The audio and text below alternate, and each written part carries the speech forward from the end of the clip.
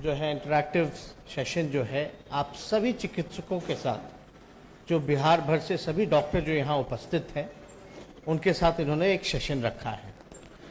और सबसे पहले आप सभी हमारे जो डॉक्टर, जो कहा जाता है कि भगवान को तो देखा नहीं है लेकिन डॉक्टर जो है भगवान का ही रूप है, आप लोग यहाँ आए, इसके लिए आपको हम वेलकम करते हैं, स्वागत करते हैं। अभी हमारे एक साथी ने सवाल पूछा, कोरोना काल में जो स्थिति जो पैदा हुई, ऑक्सीजन नहीं मिल रहा था, आईसीयू बेड नहीं मिल रहा था, दवा की किल्लत थी, रेमडेसिविर दवा जो है, लोग परेशान हैं, कितने बड़े पहुंच वाले भी हैं उनको भी दवा नहीं मिल रहा, लोग बैंगलोर से दवा मंगवा रहे हैं, लोग पैदल चले, कई लाशें गंगा में तैरती हुई नजर आई। वाकई में एक साल अगर आप देखें, एक साल सरकार को पूरा मौका मिला था अपनी तैयारी करने का। जब लॉकडाउन होता है तो लॉकडाउन फॉर व्हाट, किस लिए लॉकडाउन किया गया था? सरकार तो वैक्सीन नहीं बना रहे थे, जो साइंटिस्ट थे, जो डॉक्टर्स थे, वो लोगों का काम था। लेकिन सरकार का क्या काम था? सरकार का काम था लॉकडाउन के पीरियड में कि सारी चीजों का इंतजाम कर सके। प्रिपरेशन का जो समय होना चाहिए वो लॉकडाउन के समय होना चाहिए था, लेकिन सरकार ने एक साल में कुछ भी नहीं किया। डेडिकेटेड कमिश्नरी वाइज डेडिकेटेड कोविड का हॉस्पिटल बन सकता था।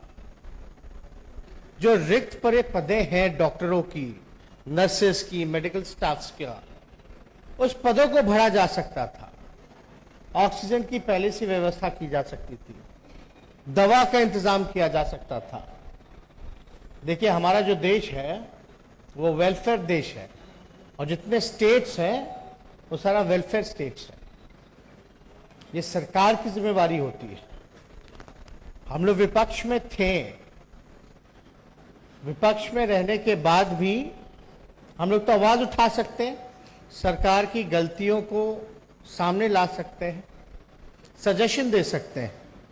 और विपक्ष में रहते हुए हम लोगों के पार्टी के वर्करों ने, या हमारे जितने चिकित्सा प्रकोष्ठ के जो डॉक्टर थे, हम धन्यवाद देना चाहेंगे सुधीर जी को कि उन्होंने बकायदा जो है नंबर रिलीज किया सभी लोगों का, कि किसी को डिफिकल्ट टाइम में भी अगर पूछना हो तो समय दिया जाए। हमारा जो सरकारी आवास था उसको भी हमने जो है वहां बेड की, दवा की व्यवस्था की, उसमें सुधीर जी ने भी डॉक्टरों की व्यवस्था कराई थी।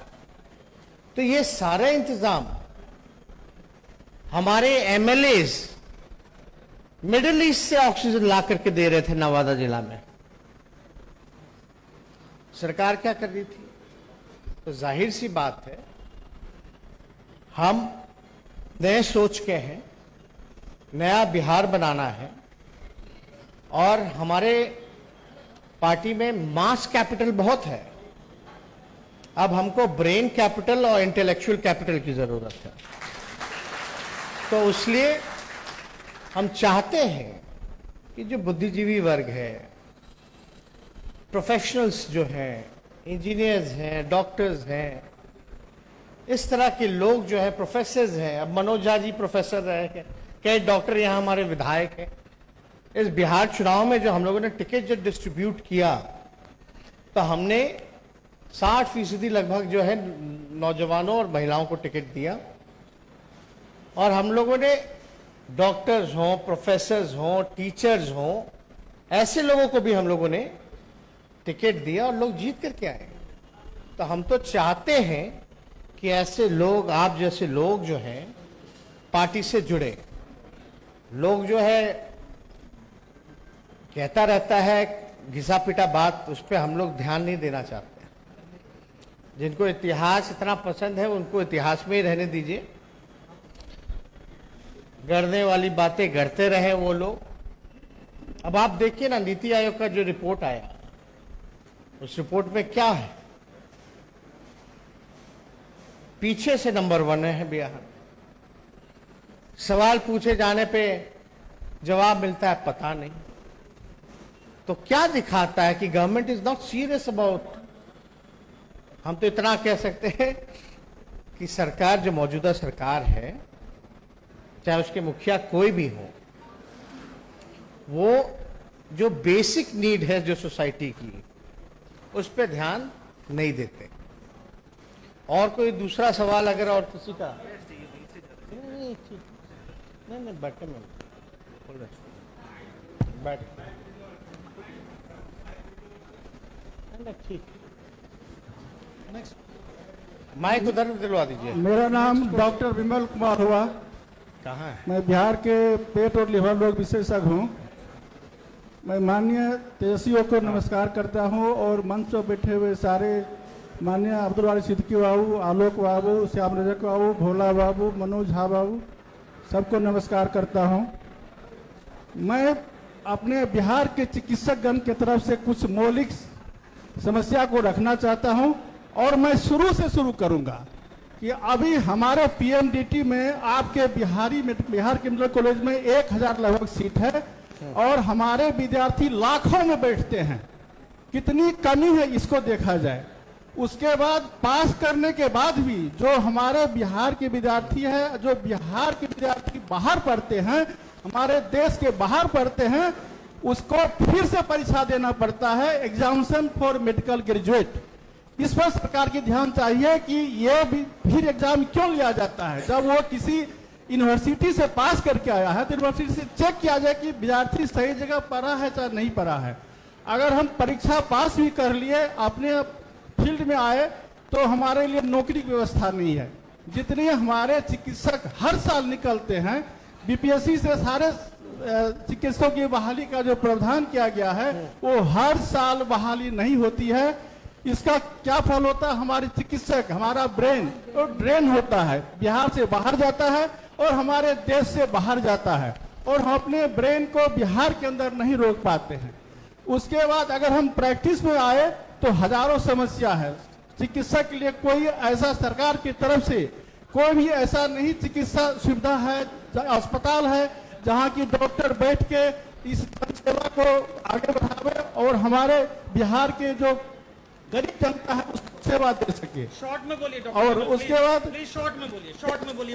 Very short. और मैं चाहता हूँ हमारे माननीय विधायक तेजस्वी बाबू को ये जो हमारी समस्या है ये सरकार तक पहुंचावे और चिकित्सकों के सारे समस्या को पहला एजेंडा दे, क्योंकि हेल्थ इज वेल्थ। स्वास्थ्य है तो सब कुछ है। और हम लोग ये ये जो हुआ था अभी, ये जो देख चुके कोरोना में कि क्या हाल हुआ था। धन्यवाद सभी लोगों को। मैं अपने वाणी को विराम देता हूँ। नहीं, आपकी चिंता जो है वो जायज है और हम लोग तो लगातार जो है इस सवाल को, सदन हो, सड़क हो, हर जगह हम लोग उठाते रहे। अब सरकार, जैसे हमने पहले जवाब में बोला कि सरकार जो है वो गंभीर नहीं है, उसको कोई चिंता नहीं है लोगों की। और जहाँ तक खाली पदे जो है, हर साल जो है पदे नहीं भरी जाती, कई सालों से पद नहीं भरा गया। अभी भी रिक्वायरमेंट जितना है, देखिए जो पदे जो खाली है बिहार सरकार में, वो पदे अब तक नहीं भरी गई है। भरने के बाद भी नेशनल एवरेज के बराबर नहीं आएगा। जो WHO का जो गाइडलाइन है, कितने आबादी पे इतने डॉक्टर होने चाहिए, तो जो पद हमको तो और क्रिएट करना पड़ेगा उस पद को। जो मानक है सही दिशा में अगर जहां तक बात की जाएगी, तो इस दिशा में तो लगातार हम लोग जो है लगातार सवाल उठा रहे।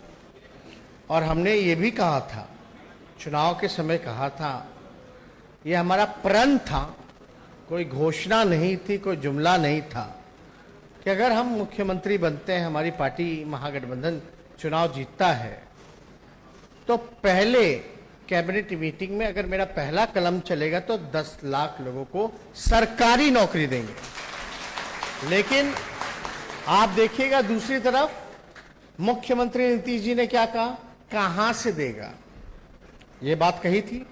और उन्हीं के साथ ही बीजेपी कहते कि 19 लाख देंगे, लेकिन 19 लाख सरकारी नौकरी नहीं देंगे। व्यवस्था कराएंगे, माहौल बनाएंगे नौकरी देने का। कितना फर्क है। और कोई जो हम लोग जब बात करते हैं तो जुमला इसलिए नहीं है क्योंकि पूरा स्टडी करके विद्वानों को बैठा करके रिसर्च टीम लगा करके जो पॉसिबल होना था वही हो सकता हम लोगों ने कहा था करने के लिए। अब आप देखिए ना कि शिक्षा डिपार्टमेंट हो, हेल्थ डिपार्टमेंट हो, पुलिस डिपार्टमेंट हो, इंजीनियरिंग डिपार्टमेंट हो, वो हर जगह जो है पदे खाली है, रिक्त है, लेकिन अब तक जो है वो भरा नहीं गया। नेशनल एवरेज तो छोड़िए, दूर की बात है। तो जो 10 लाख जो मेरा साइंटिफिक जो फिगर जो हम लाए थे कि भैया 10 लाख रोजगार, यानी बिहार में लगभग 5.5 लाख जो है नौकरियां जो है वो रिक्त पदे थी, और 4.5 लाख और हम जोड़ते तो नेशनल एवरेज के मुकाबले हम आ पाते। तो ये हमारा प्रयास रहा है।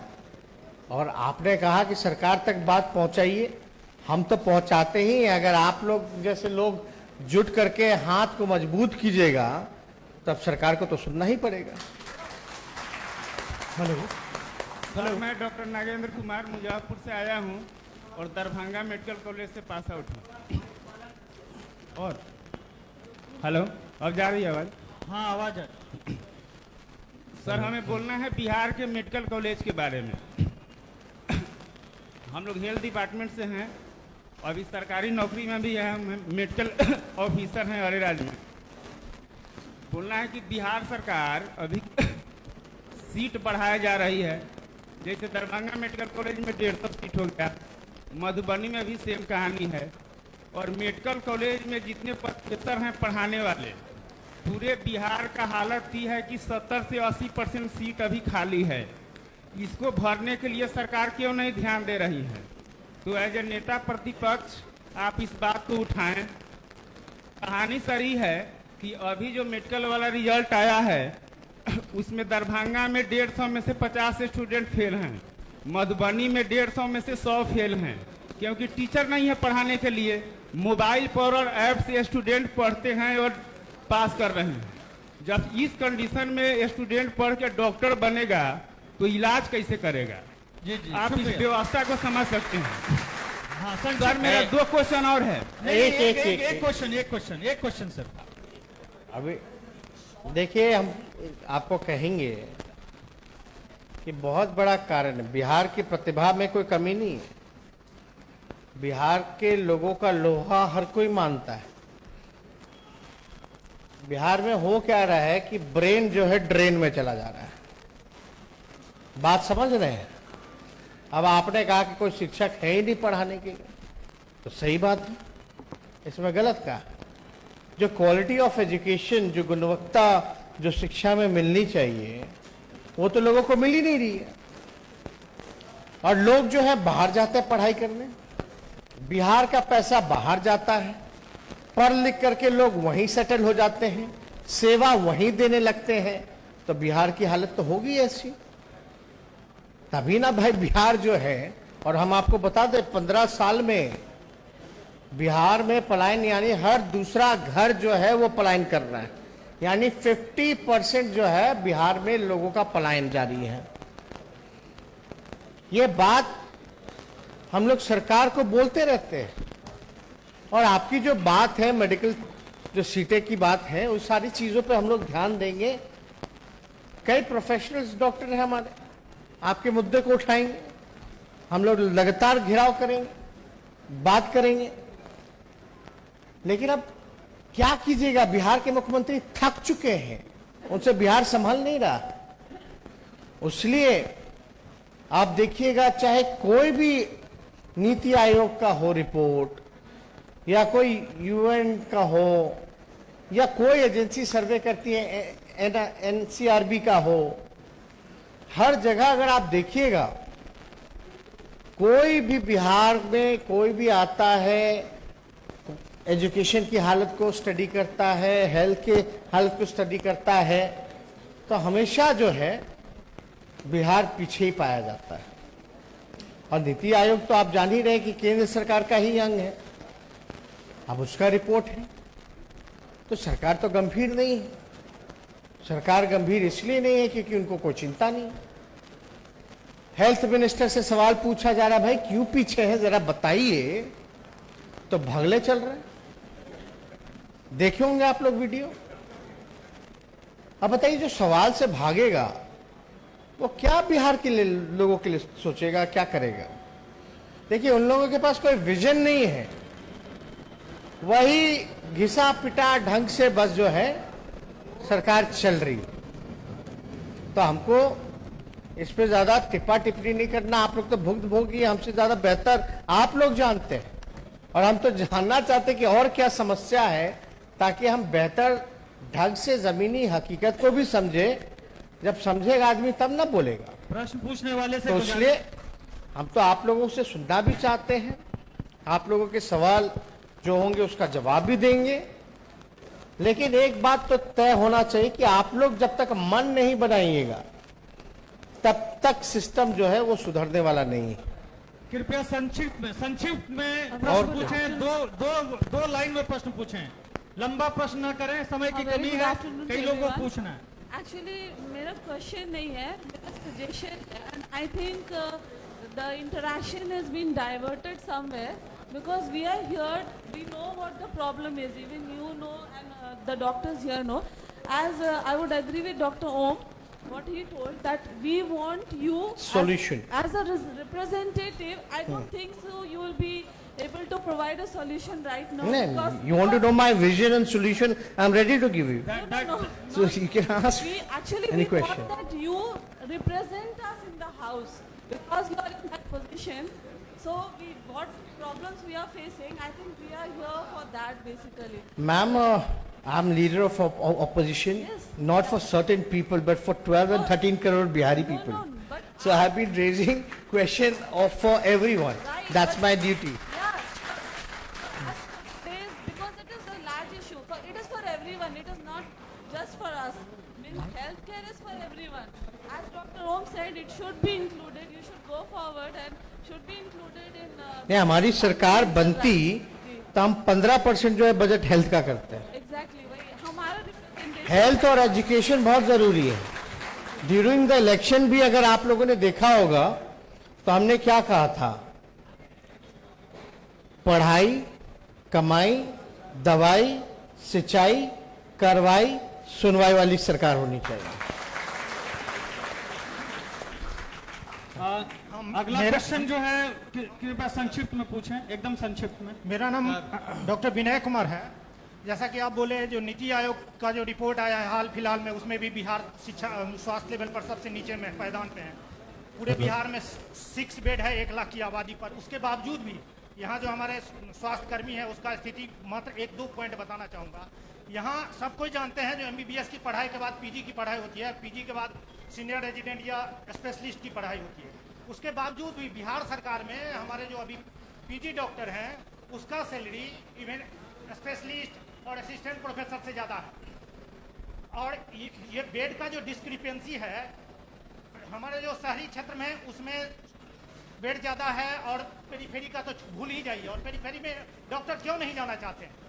आप इवन सैलरी के लिए लड़ाई लड़नी पड़ती है, सुरक्षा के लिए लड़ाई लड़नी पड़ती है। बार बार हम लोग कितना बार ऐसा हुआ, जो PMCH हमारा सबसे बड़ा अस्पताल है उसमें आए दिन हड़ताल होती है सुरक्षा को लेकर, जो वहाँ पिटाई होती है। मेडिकल प्रोटेक्शन एक्ट नहीं है, कहीं कोई सुविधा नहीं है।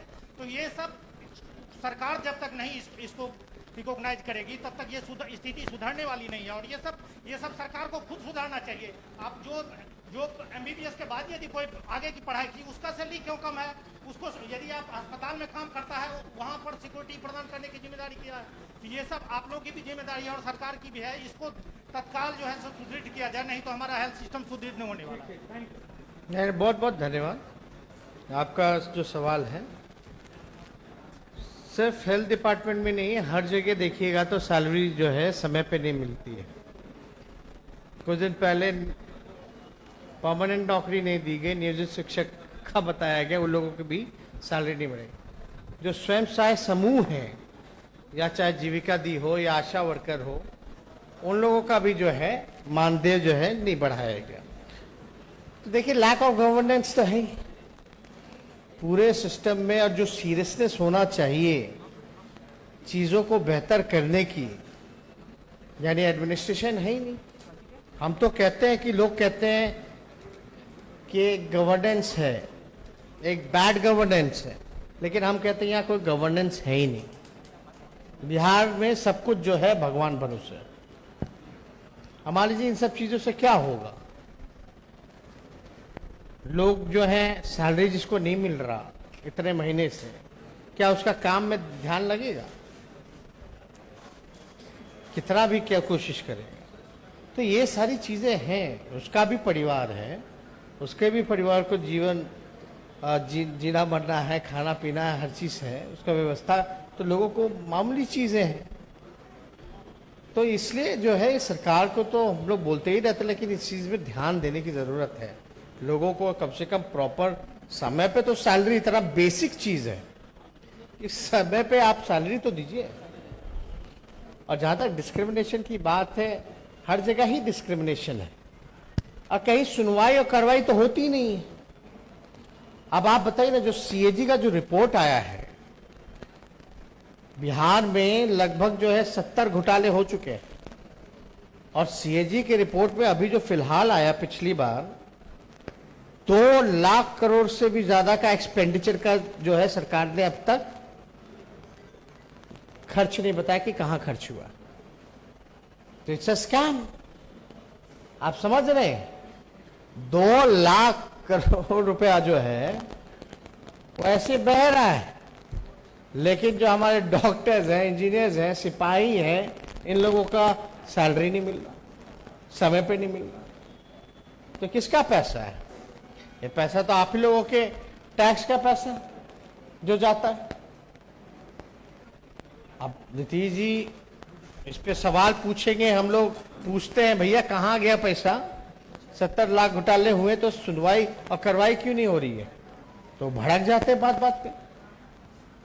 ABCD का ज्ञान है कि नहीं है, क ख ग का ज्ञान है कि नहीं है, इस तरह की भाषा बोलने लगते हैं।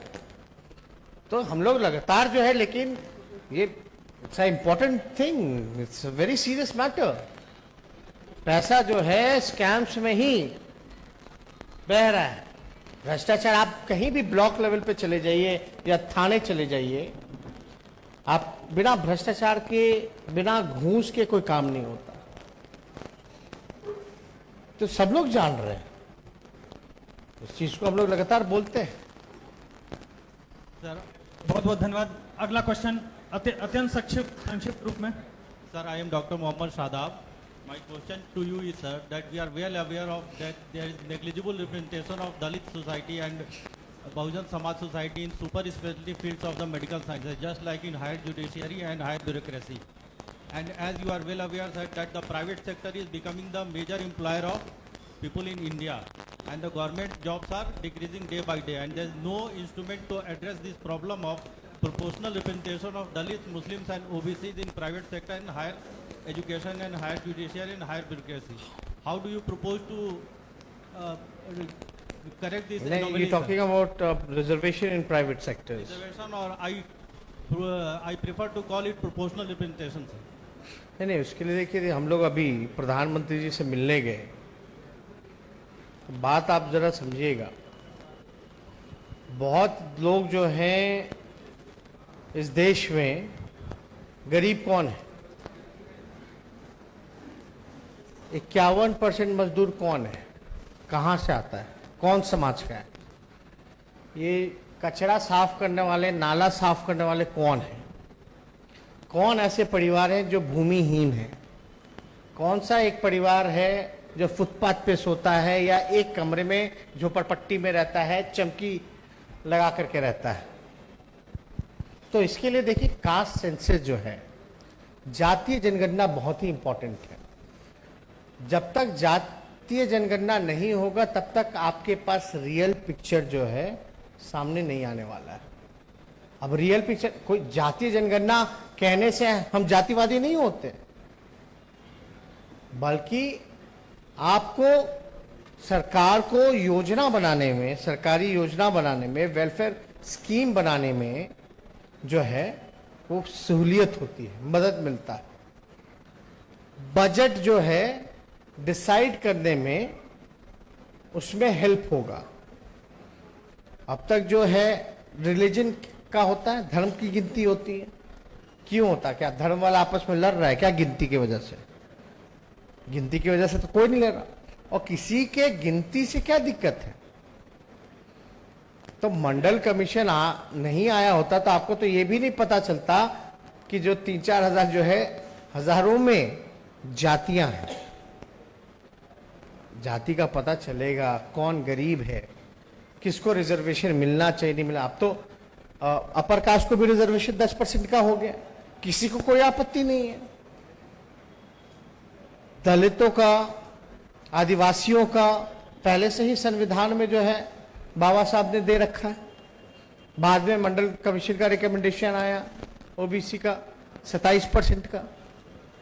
अब भारत सरकार ने एक नोटिफिकेशन निकाल दिया है कि अब राज्य सरकारें डिसाइड करेंगी कि किसको ओबीसी में लेना है नहीं लेना है। या आप देखते हो ना, जगह जगह लोग डिमांड करता है कि हमको ईबीसी में डाल दो, हमको जो है एससी में डाल दो। किस बेस पे डिसाइड करेगा? जब आपके पास साइंटिफिक डेटा होगा तभी तो आप डिसाइड कीजिएगा कि किसको रिजर्वेशन की जरूरत है, किसको नहीं है, या कितना बढ़ना चाहिए नहीं बढ़ना चाहिए, या ओबीसी में किसको रहना है, ईबीसी में किसको रहना है। तो जब तक आपके पास साइंटिफिक डेटा है ही नहीं तब तक और छोड़िए ना, आप तो प्राइवेट सेक्टर की बात कर रहे हैं, गवर्नमेंट सेक्टर में बैकलॉग देख लीजिए कितना है, वो अब तक फुलफिल नहीं हुआ बैकलॉग्स। क्या अभी भी रिजर्वेशन जो है 27% फॉलो हो रहा है? नहीं हो रहा। तो इसमें तो पहले जहां मिला है, जहां आपका अधिकार है, पहले वहां तो पूरी तरीके से हो जाए।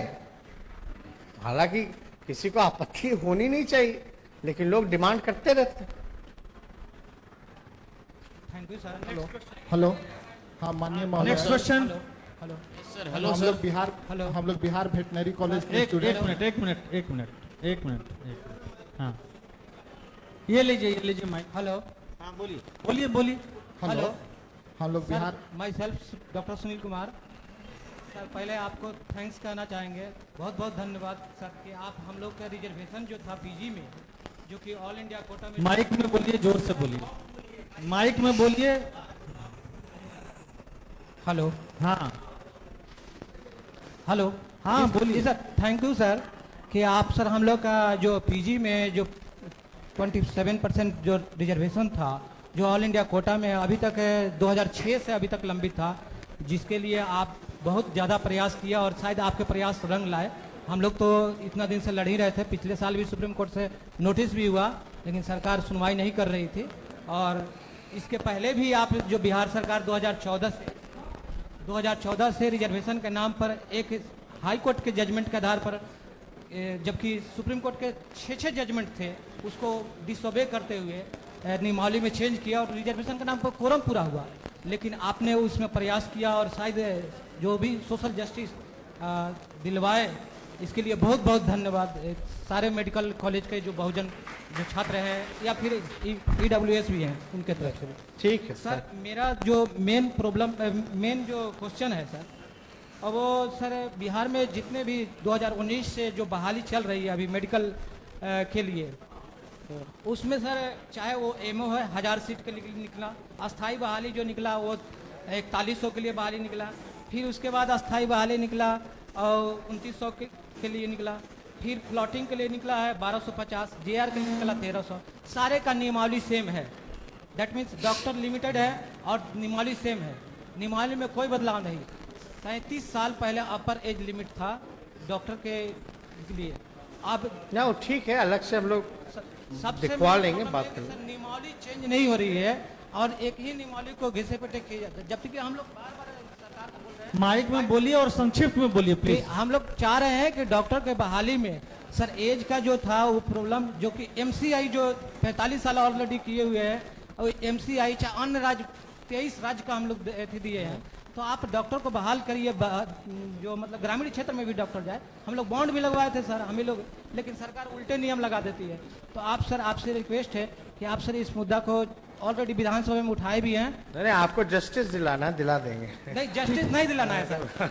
आप सर इस बात को कि डॉक्टर नहीं ठीक है, जनता को भी मिले और डॉक्टर को भी, क्योंकि सरकारी कॉलेज में सर लड़के जो आते हैं सर जनरली मध्यम क्लास के और मेधावी होते हैं। और सर आजकल स्थिति है कि नंबर बेसिस पर बहाली हो रही है। ठीक है डॉक्टर सुनील, एग्जाम होती तो बात अलग होती। ठीक है, इस पे हम लोग बाद में चर्चा करेंगे। ये मुद्दा एक है जिस पे हम लोग चर्चा करेंगे। अगला क्वेश्चन, हाँ बोलिए। हेलो सर, मैं डॉक्टर अनिल हूँ, एनेस्थीसिया प्रोफेसर बीएचयू में। मैं यहीं पढ़ाई हुआ है, बिहार से। फाइनली मैंने एम्स में कुछ दिन माइक पास में रख के बोले, माइक पास में रख के एज ए फैकल्टी ज्वाइन किया। चाहता था कि मैं यहाँ ज्वाइन करूँ, 98 में मेरा सिलेक्शन हुआ, लेकिन मुझे चेयर नहीं मिली, वहाँ बैठने की भी कुर्सी नहीं मिली। फाइनली मैंने बीएचयू में माइक नजदीक करके बोले। एज ए प्रोफेसर काम कर रहा हूँ। अनफॉर्चुनेटली सर आपने एज ए सीएम नहीं बना, या हो सकता है फ्यूचर में बने। तो बिहार के हेल्थ सेक्टर पे, इस बदहाली पे आपका आगे का विजन क्या होगा सर?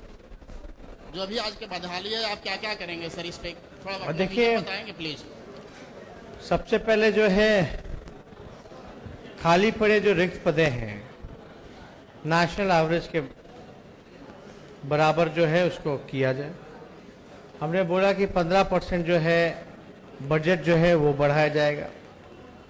और मेरा ये भी मानना है कि डॉक्टर्स की जो सिक्योरिटी जो है वो हम लोग की सरकार आती है तो उसको इंश्योर हम लोग डॉक्टर्स की सिक्योरिटी का करें। साथ ही साथ आपको पता है कि एमएलसीज वगैरह जो होता है, रिप्रेजेंटेटिव जो हैं, हम तो चाहते हैं कि भाई डॉक्टर्स हों या अलग अलग आर्टिस्ट हो, स्पोर्ट्समैन हो, गवर्नर जो रिकमेंड करते हैं। लेकिन आजकल ऐसा होता नहीं, आजकल ऐसा कहाँ हो रहा है। तो उस चीज़ को भी हम लोग चाहेंगे कि जो है डॉक्टर्स हो या बुद्धिजीवी हो, साहित्यकार हो, स्पोर्ट्समैन हो या समाज सेवी हो, वैसे वैसे लोग जो है उसमें चुन करके जाएं। और साथ ही साथ हम लोगों की कोशिश रहेगी कि जो हमारा जो ग्रास रूट है, क्योंकि जिस प्रकार का लोगों को इंफ्रास्ट्रक्चर जो मिलना चाहिए, जो मेडिकल केयर जो मिलना चाहिए, वो अपने गांव देहात में ब्लॉक लेवल पे नहीं दिखता है। उस हिसाब से जो इंफ्रास्ट्रक्चर हो, मेडिकली इक्विप्ड, चाहे आजकल बड़ी टेक्नोलॉजी का ज़माना है, वैसी मशीनें हों। अब आप देखिए, कोरोना में लोगों ने, सरकार ने एक तो डिले कर दिया, वो कौन सा मशीन कहता है, वेंटिलेटर चलाने वाला है ये नहीं है। अब आप बताइए, वेंटिलेटर खरीद के भी जो है क्या फायदा फिर, जब उसको चलाने वाला टेक्नीशियन नहीं है। तो ये सारी व्यवस्था जो है, जो प्रॉपर वेल मैनेज जो होना चाहिए, वो नहीं है। कोई गवर्नेंस है ही नहीं, कोई ध्यान है ही नहीं। इसी का ना नतीजा है कि भाई बिहार जो है नीति आयोग की रिपोर्ट में सबसे फिसड्डी है और लगातार हो रहा है। कोई ये नहीं कि पहली बार, लगातार होता जा रहा है। तो इन सारी चीजों पे हम लोग जो है, हर एक चीजों पे हम लोग ध्यान देंगे। Next question. Hello hello hello sir, doctor Pragya. Hello, हाँ बोलिए बोलिए। हेलो बोलिए। एक मिनट डॉक्टर प्रज्ञा को बोलने दीजिए, बोलिए। Hello sir. जेंट्स लोग बहुत लोग क्वेश्चन सर, पूछे हैं, I'm a एक dental लेडी sir. को। मेरी एक आपसे क्वेश्चन है कि जैसे एक मिनट, करेंगे, हल्ला करने की कोई जरूरत नहीं है, करेंगे, देंगे। सर, हेल्थ सेक्टर में सारी टॉपिक्स को उतना इम्पोर्टेंस दिया जाता है, लेकिन सर डेंटल डॉक्टर्स जो होते हैं। कौन से doctor? Dental dentist. Sir, I am a dentist. Okay sir, तो उनका वैसा मतलब क्या बताऊं मैं, जैसे कि प्रखंड लेवल पे we have vacancy, we have doctors, but प्रखंड के नीचे जब आते हैं जब हम कॉलेजेस में थे, तो people use to come from interiors की हमारे यहाँ तो हेल्थ मतलब एज इन डेंटिस्ट नहीं है हमारे, उसको क्या बोलते हैं, प्राइमरी केयर सेंटर में। एंड सर, जैसे एमबीबीएस लोगों का जेआर होता है, सर हम डेंटिस्ट लोगों का वैसा कोई वैकेंसी वाला पद क्यों नहीं है? अरे हम तो बता रहे हैं, यहाँ जो सुविधाएं मिलनी चाहिए लोगों को वो एकदम इंश्योर है ही नहीं। जो बेसिक नीड है उसकी भी पूरी तरीके से लोगों को सुविधा नहीं मिल पाती। सबसे ज्यादा अनएम्प्लॉयड डेंटिस्ट ही हैं अगर हेल्थ नहीं सेक्टर नहीं, एकदम एकदम होना चाहिए, लोगों को एम्प्लॉय करना चाहिए। और जो है कई जो ओरिजिनली जो पदे जो जैसे अन्य डॉक्टरों की जो खाली है वो भी नहीं भरा गया। तो इस सरकार में आप जो चाहती हैं वो तो कल्पना करना भी दूर की बात है, लेकिन आपका जो राय है इससे हम अग्री करते हैं कि अलग अलग जो डॉक्टर्स हैं, फिजिशियंस हैं, हर तरह के सर्जन हैं, उतना ही महत्व हमें क्यों नहीं दिया? एकदम मिलना चाहिए, महत्व मिलना चाहिए। कई जगह जो पानी की वजह से लोगों का दांत जो है वो खराब हो जाता है, ना प्रॉपर पानी पहुंचा पाती है सरकार, ना उनके इलाज के लिए कुछ कर पाती है। तो जरूरी है कि ये सारी चीजें जो हैं होनी चाहिए। और हम तो चाहते हैं, देखिए हम सिर्फ अपना ही विजन देने के लिए यहाँ खड़े नहीं है, बल्कि आप लोगों का सजेशन के लिए भी हम खड़े हैं। और हमारी जब सरकार बनेगी तो हम अगर हेल्थ के लिए अगर कोई काम करेंगे तो आप लोगों को बैठाएंगे वहां, आप लोगों से सजेशन लेंगे। अगर एजुकेशन में अगर हम बैठेंगे तो वहां के जो प्रोफेसर्स हैं, जो टीचर्स हैं, उनको बैठा करके जो है हम राय लेंगे। I am not only going to impose my view, but what it can be done in rural areas, what it will be better for our state. Obviously, you are the people, you are the expertise in your sector. अब दांत कैसे उखाड़ना हमको दीजिए ना, किसी का नहीं उखाड़ पाएंगे ना। तो प्रॉब्लम तो आप बताइएगा, हमको उस नीड को पूरा करना है, तो definitely I will try to do it. Next question madam. जी प्रणाम सर। थोड़ा जोर से बोलिए मैडम, थोड़ा जोर से बोलिए। सर मेरा नाम डॉक्टर स्मिता है, मैं कंसल्टेंट गायनेकोलॉजिस्ट हूँ। मैं आपसे जानना चाहती हूँ, क्या आपकी पार्टी युवा, शिक्षित और बुद्धिजीवी वर्ग के लोगों को सम्मान और राजनीतिक जिम्मेदारी देगी, या इस विषय पर आप क्या मैसेज देना चाहेंगे हम लोगों को? हमने तो पहले ही कहा कि हमारे पास जो है मास कैपिटल बहुत है, लेकिन हमको इंटेलेक्चुअल और ब्रेन कैपिटल की जरूरत है। और अभी भी मंच पे देखिएगा डॉक्टर प्रोफेसर साहब है, मनोज झा जी दिल्ली यूनिवर्सिटी में प्रोफेसर हैं, एमपी राज्यसभा बने, उधर से शमीम जी हैं, मुकेश जी हैं, सब लोग डॉक्टर हैं। तो हम लोग तो जरूर चाहते हैं कि लोग जो है आए, जुड़े, काम करें, जरूर मौका मिलेगा, पूरा सम्मान होगा, कोई नहीं, उसमें कोई कमी नहीं। और ये तो अच्छा है कि हम पहले कभी ये ऐसा कार्यक्रम जो है किसी भी स्टेट के पॉलिटिकल पार्टी में हमने नहीं देखा है। इतनी बड़ी संख्या में लोग जो डॉक्टर जुटे हैं, आप बता दीजिए कि इतने संख्या में डॉक्टर किसी पार्टी ऑफिस में पहुंचे हों किसी नेता से डायरेक्ट इंटरेक्शन के लिए। अब आप लोगों का इंटरेक्शन अगर सरकार में बैठे हुए लोगों से हो जाएगा तो ऐसे ही मंगल पांडे जी भाग रहे हैं, पीछे क्यों है भैया? तो आप लोग तो टेक्निकल सवाल पूछिएगा। हाँ डॉक्टर साहब आप बोलिए, आप अपना प्रश्न पूछिए। हम डॉक्टर आर ईश्वर सबसे पहले नेता प्रतिपक्ष तेजस्वी जी को प्रणाम करते हैं। सर हम वेटनरी एसोसिएशन की तरफ से आए हुए हैं और बहुत परेशान हैं। जितने भी सरकारी तंत्र हैं, वह सीएम हो, डिप्टी सीएम हो, या संक्षिप्त में समस्या को रखेगा, संक्षिप्त में। बिल्कुल सर, बिल्कुल। तो हम सारे जगह से जा के थक चुके हैं और लास्ट आशा का किरण जो दिखा वो आपका सर डॉक्टर डायलॉग्स डॉक्टर संवाद, कि यहाँ आप हमारी परेशानी को सुनेंगे। हम सर वैकेंसी के बारे में आपको बोलना चाहते हैं कि वेटनरी का वैकेंसी जो है यह 2017 से चला आ रहा था कि हाँ अब आ रहा है, अब आ रहा है। 4 से 5 साल में सर यह बीटीएससी तक पहुंचा है और अभी बीटीएससी वाले बोलते हैं कि और ज़्यादा टाइम लगेगा।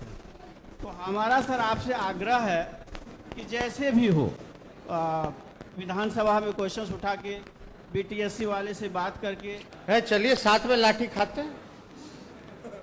हाँ सर हम लोग अभी तैयार हैं। बिहार के लाठी डंडा वाला सरकार है सर, बिहार के सारे डिस्ट्रिक्ट से यहाँ आए हुए हैं। पूर्णिया से आए हैं, 6 घंटा 7 घंटा ऐसे जर्नी करते हैं। जरूर उठाएंगे, विधानसभा में उठाया जाएगा। विधानसभा में या फिर बीटीएससी वाले से बात करके हम लोगों का जो परेशानी है इसको दूर कर दिया। नहीं ठीक है। दूसरा बात सर स्टाइपेंड से है, यूजी और पीजी वाला। कि यहाँ बच्चे को स्टाइपेंड बहुत कम मिलता है, तो थोड़ा इसके बारे में भी ध्यान दें MBBS के कंपेयर। ठीक। और सर हेलो, आखिरी सवाल। हेलो अब सर एक मैं मिनट, एक बात बताना चाहूंगा सर, बहुत दुर्भाग्य की बात है सर। अलग से बात कर लेंगे, अलग से प्रतिनिधिमंडल मिल लेंगे, हम लोग समय देंगे, निकालेंगे, हम लोग उस पर विस्तार से चर्चा होगी। सर एक मिनट एक क्वेश्चन है लास्ट। हेलो लास्ट उधर पूछवा दीजिए, इनसे पूछिए। हाँ इधर माइक दे दीजिए। Last 2 questions, that's all, last 2 questions. Sir hello Tejasvi ji, मेरा नाम डॉक्टर अमित कुमार सिन्हा है, सीनियर इंडोक्राइनोलॉजिस्ट। बैंगलोर में मैं 15 साल रहा। आप बता रहे थे कि लोग जाते हैं फिर लौट के नहीं आते। मैं आया यहाँ पे, मैं सोचा कि यहाँ कुछ करूंगा। एक छोटी सी संस्था है, राज्य स्वास्थ्य एवं परिवार कल्याण संस्था, जो कि शेखपुरा में है। आप देखेंगे हम लोग हेल्थ की बात कर रहे हैं, वहां पे हेल्थ से लेकर के मतलब इतने पोस्ट खाली हैं, पिछले 18-20 साल से कोई वैकेंसी नहीं निकला है।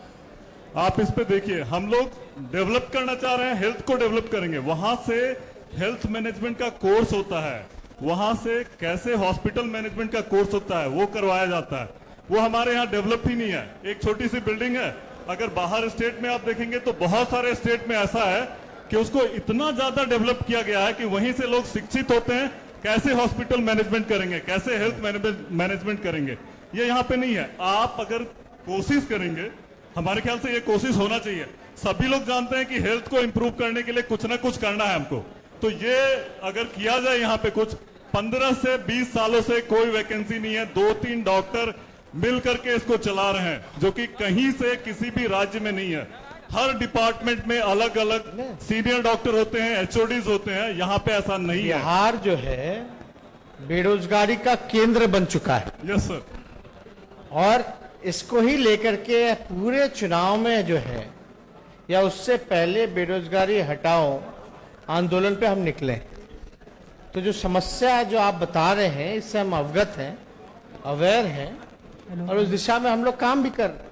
बहुत और अभी बेरोजगारी हटाने के लिए बीजेपी ने वादा किया था 19 लाख रोजगार देने का, तो हम लोग सड़क पे उतरे थे कुछ महीनों बाद कि भाई अब तो वादा जो है वो पूरा कर दीजिए, तो हम पे 307 का केस कर दिया। हम लोग चलेंगे तो साथ में। इसलिए जब तक आप लोगों का बल साथ में नहीं जुटेगा तब तक जो है सफल नहीं हो सकता। शुक्रिया शुक्रिया। सर मेरा नाम डॉक्टर अमजद है। हाँ, मैं पब्लिक हेल्थ एक्सपर्ट हूँ। WHO में और यूनिसेफ में लगभग 8-10 साल काम किया, बिहार गवर्नमेंट में भी 2 साल काम किया। रूरल एरिया में जो हेल्थ की सर्विसेज हैं वो काफ़ी ख़राब है, सबको पता है।